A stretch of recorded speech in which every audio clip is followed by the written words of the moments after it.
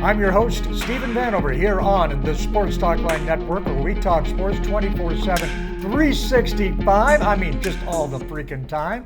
This is the Dallas Cowboys Weekly, and we are here with the man of the hour, Mr. Dallas Cowboys, the man with no remorse, Nate Dowdy. Good day, sir. Good day to you, too. And that wasn't a half-bad introduction, if I don't say so myself.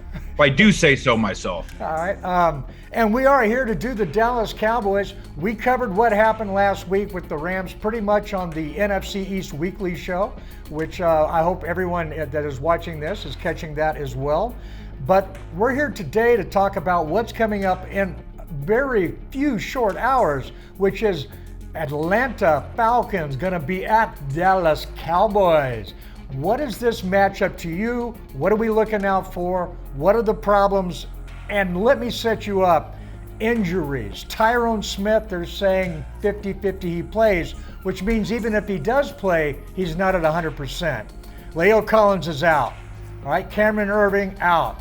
Jarwin Blake out. LVE out. Sean Lee out. Randy Gregory out. Jameez Alawaze, all right, our fullback. He opted out for the season, okay? And, you know, hey, power to him. I'm sure he had good reasons. But the Cowboys never replaced him. They are going without a fullback. So everybody goes like, wow, okay, we're having the same offense as last year. No, we're not, all right? Elliott is working without a fullback this year. And, you know, 99 yards against a good defense, but what would he have had with a fullback? So right now, we have one last tight end, no fullback, and you have a rookie, Terrence Steele, at one offensive tackle, and maybe Brandon Knight, which is our third option at the other offensive tackle. What are we going to do about this? And yeah, it's an area of concern, right? Absolutely, but this is almost a throwback game for Mike McCarthy in a lot of ways. And for the reason for that being is how he earned his reputation in Green Bay was the ability to play and get his team to play tough with a litany of injuries. If you remember, a lot of times he had to go in there with Matt Flynn, win ball games when Aaron Rodgers broke his collarbone. You're right. And remember, they were talking about, you know, something going on up there because they really had the injury thing going. Yeah, thanks for bringing that down here, Matt. Okay, yeah, appreciate that. Okay. Yeah, right. And so it's going to be interesting because a lot of people are pointing for a shootout in this game, just because if you look at last week, what the Atlanta Falcons were able to do stretching the field, Julio Jones just went off on the Seattle Seahawks. And right now, I think in the back seven with Dallas, I think that's your primary concern. You said one of the injuries. Well, at the moment, they really don't have a strong side safety. And they have a rookie cornerback who is probably going to match up either on Calvin Ridley or Julio Jones.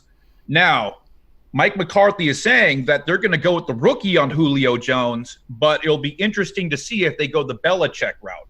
And that is what they put they're going to double your best receiver, and then they're going to put your best cornerback on their second receiver. So that would be Ridley. Okay. Yeah, which would be Ridley, which is still kind of a mismatch. Man, I tell you, Ridley is a number one on almost any other team in the NFL, right? Yeah, absolutely. But I will say this. You know where Atlanta made a mistake, Van?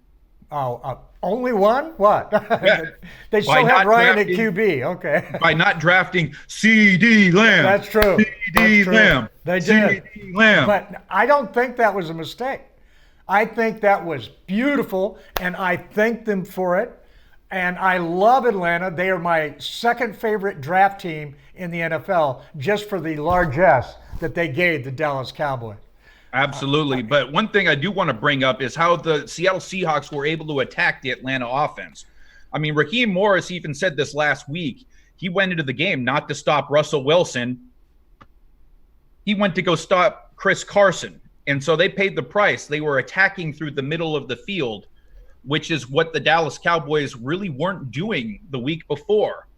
I have some bad news about that. Our best pass rusher, Aldon Smith, and yes, he is our best pass rusher right now.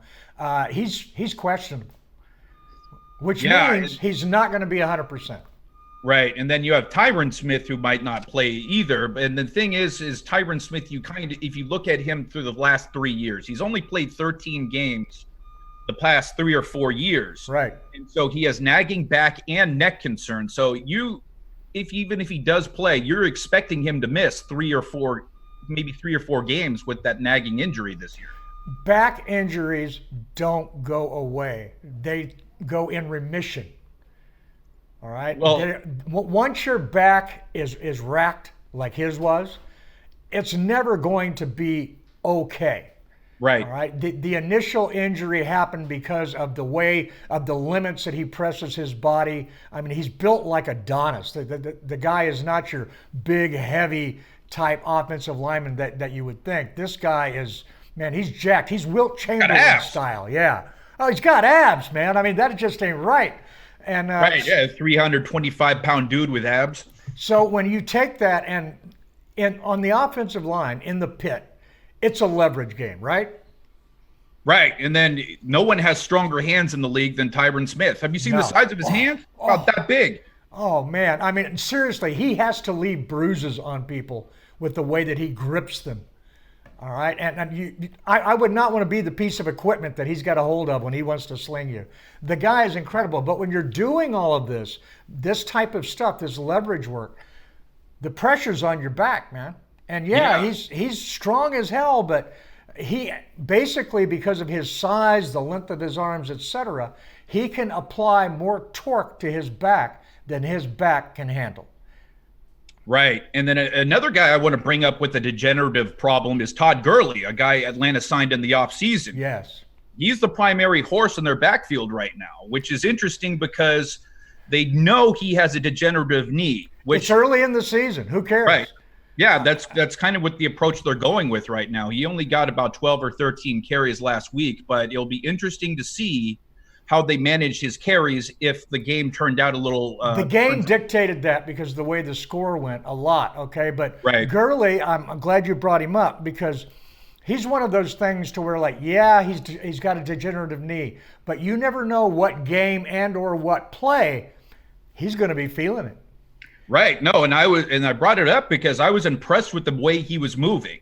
So probably as of right now, he probably has some spring in his legs, and it's week 2 only right now. Shrimp and grits can cure a lot of ills, man. I'm here to tell you. Man. I'm down here in to tell Georgia. You. All right. I'm curious what you have to say, what you think, and because it is an issue, what I talked about at the top of the show about Dallas working without a fullback, with one less tight end, and he was their starting tight end. Now, admittedly, he wasn't a stud blocker, but he was effective. And you take all of that and throw in the offensive tackle. You're either playing with Tyron Smith at 70%, let's be nice, okay, or you're going with the rookie and your third choice. That's going to be a problem And he's going to have to get rid of the ball fast, isn't he? Yeah, absolutely, especially with the tackle game. And that's where I'm looking to see where Mike McCarthy makes adjustments, is because one thing Jason Garrett was consistently hammered on is he would come up with the same game plan, that he wouldn't construct a game plan around who he had talent-wise. Remember what happened against Atlanta? What was it, 7 sacks? And he refused to give him help. And Atlanta's licking their chops because Fowler's out there again. Fowler's there. And he's looking at it and he's going, man, dude, please bring Jason Garrett back in an emergency magical move because I want this matchup right now. Right, and he primarily lines up on the strong side. That means he's going to be faced up against the right tackle. Another guy who brings a lot of problems. The rookie Steele. And actually, they may move Steele to left tackle, which just scares me even more. Right. And then another guy, if you saw what Aaron Donald did last week to our interior line, well, they got a slight downgrade this week, but Grady Jarrett's a problem. He's a handful, but he's no Aaron Donald. Okay? Well, no one's Aaron Donald. Yeah, and I think the interior line, Zach Martin, okay, he's better than him. I don't have a problem with that.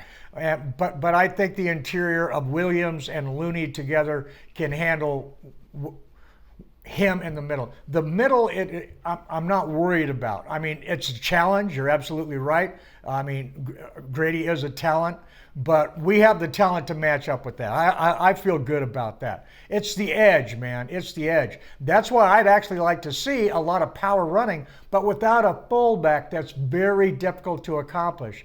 And I looked back and I did not notice them doing like H-back, like they used to do where they would put Witten in the backfield sometimes, right? I didn't see that last week at all. So I don't know what we're doing to get the extra blocker. Yeah, it's going to be interesting because they are limited at tight end right now. Probably our best blocking tight end was going to be Dalton Schultz, who's probably going to be starting right now. Right. And I would like to see from Dalton Schultz is the ability to stretch the seam like Blake Jarwin was supposedly good at. And then a lot of people were high on him before he tore his ACL. Well, Schultz was drafted, a lot of people don't realize this, and then Witten retired, and he was not drafted as a replacement for Witten. He was drafted as a replacement for, oh goodness, I can't remember his name right now. He was a blocking tight end we had a lot of speed, one good game against Pittsburgh. Oh, yeah.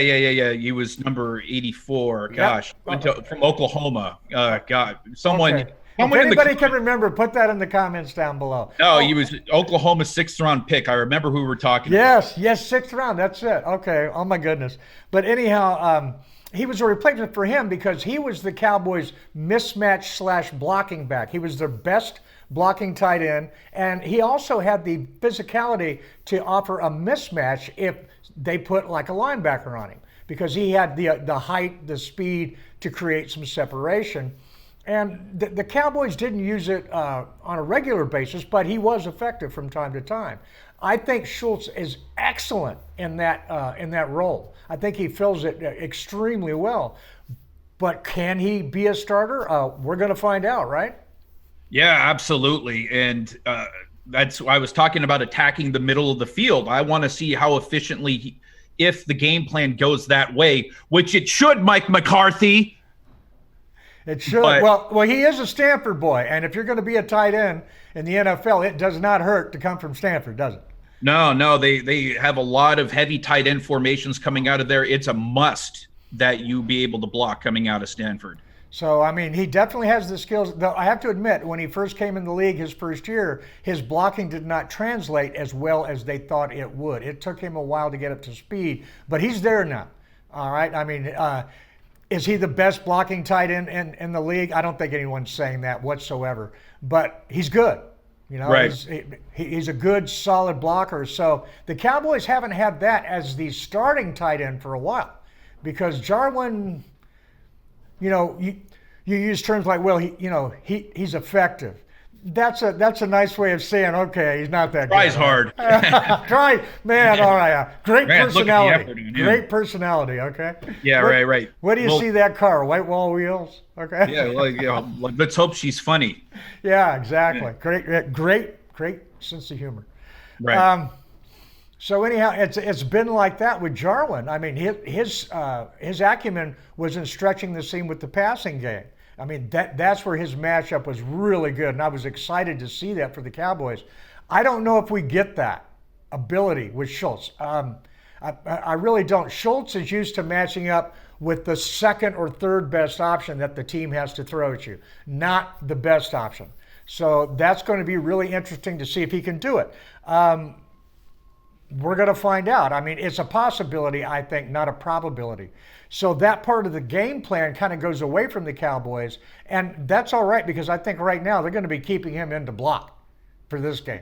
Yeah, and it's going to be interesting to see because last week in Seattle, the Atlanta cornerbacks got beat twice on deep balls for touchdowns or at least big plays. AJ Terrell, the rookie who they drafted to allow us to draft a certain receiver, CD Lamb, got beat with a double move by DK Metcalf. So these guys are susceptible to the deep ball. Question is, are we going to have the time to be able to make those kind of throws? I don't think so. And ideally, the best way to go after the Atlanta front is to run on them. And for your offensive line, pass blocking is the more difficult thing to excel at. These guys should be able to run block better than they can pass block. So I say turn the beast loose, feed Ezekiel Elliott all day long. If you're going to keep your tight end to block on passing downs, might as well let him block on running downs and get a better usage out of him. You've got guys on the outside, and Amari Cooper, who may not play, probably will, but he's banged up, okay? So, but that's okay. Cowboys are not hurting at the wide receiver position whatsoever, and all of their guys can block. So again, run the football. I'd love to see the Cowboys go old school and just blow it up. I'd like to see 30-plus carries for Ezekiel Elliott. That's what, and 10 more plus carries for his backfield mate, because I think that guy's so much fun to watch. It's unreal. Yeah, no kidding. I want more. I want to see both of them on the field at the same time. Ooh. That's what I want to see. And I think that's what the Cowboys might be dialing up instead of using a fullback, is saying, hey, all right, let's put him out there. Now you decide which way to go. Yeah, and he's and then Pollard's a really effective receiver. You split him out, and he's an additional receiver. He could take. And so's Elliott. Yeah. He takes up some of the slack what you're missing from Jarwin, and you could stick Schultz into block, and then you have 2 additional receivers in the backfield. And what I'm curious about is, can Pollard and or Elliott, can they match up well and help out the offensive tackle on passing downs? Because they are going to have to pick up these guys, because they are going to come free from time to time. You know it.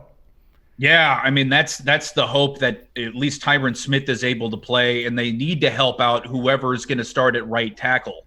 All right, let's break it down, man. It's that time of the show where we got to do it. As Jimmy Johnson said, there are 3 phases of the game, and you have to win 2 of them in order to win the football game. So, offense, that's the first one up. Who's going to win it, the Cowboys or the Atlanta Falcons? Who's going to win the offensive phase of the game?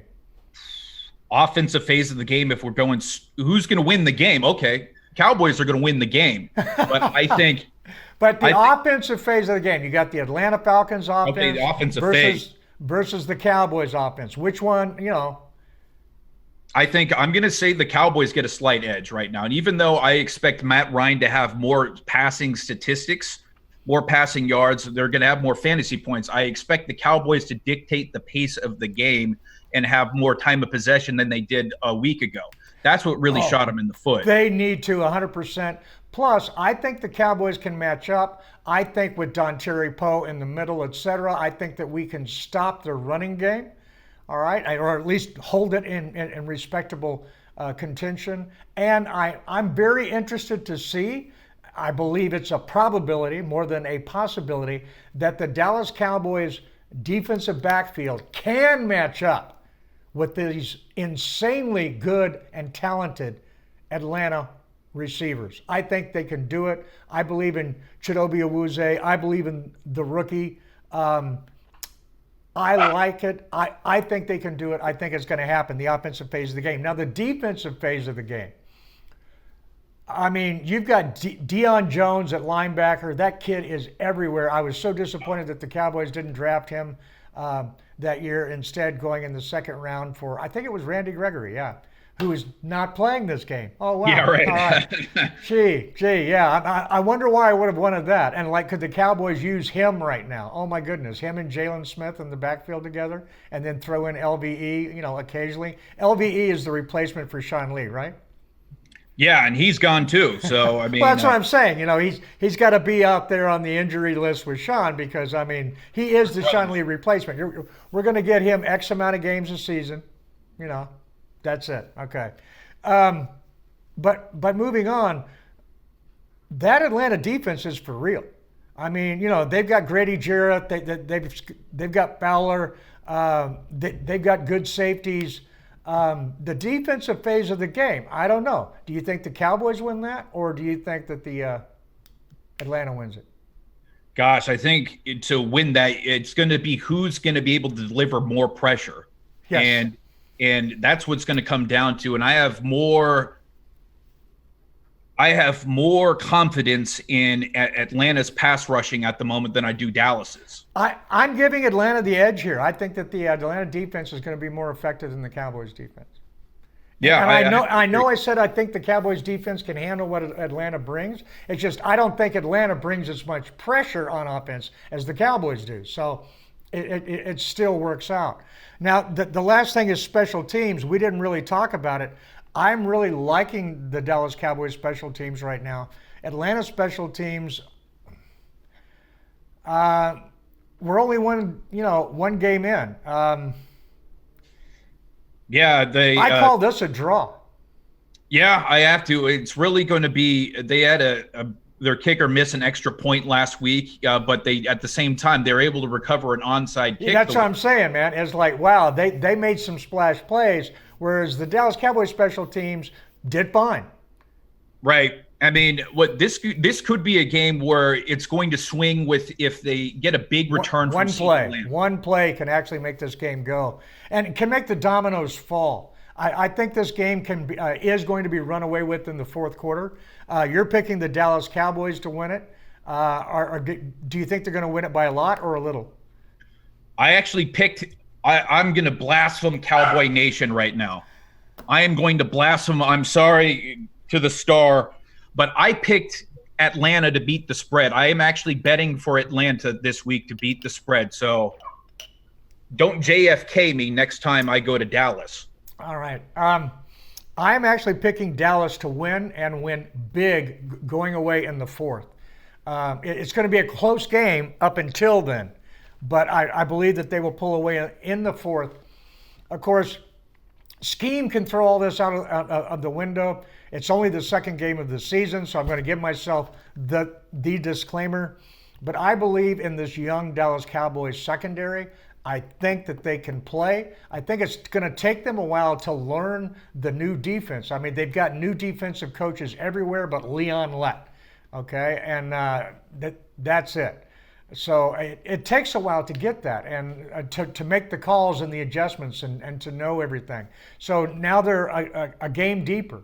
And they did not embarrass themselves last week. So. Yeah, and this is the way it's going to turn out. Okay, you brought up Leon Lett. There is going to be the Falcons will be up by 2 points. The Cowboys will kick a field goal and miss. And it's going to be snowing in September. And Atlanta Falcons player. Cats will be chasing dogs. Yes. All right. And so we understand that. All right. Look, before everybody goes, be sure and hit that subscribe button down below. Hit that little notify bell. We're going to be on here every Friday. It's going out at 6 p.m. Eastern Standard Time. We're going to be here. It's going to be awesome. We might have Rafael Bella on. We might have Das Pinkster on, which you can take that any way you want. All right. You can follow me on Twitter at Stephen Vanover. You follow the man over there at No Remorse Sports. Style us out, sir. Take us home. Hey, I'm styling and profiling with my man Van over here. Check us out every Friday. And go Cowboys. You and me are going to be doing live reaction shows for 10 a.m. bright and early, my friend. That's right. Going to be during the game. We're going to be here. It's going to be live reaction. We're going to take you up. We're going to break it down, tell you what's going on. See you then. And until then, listen like you play with intensity.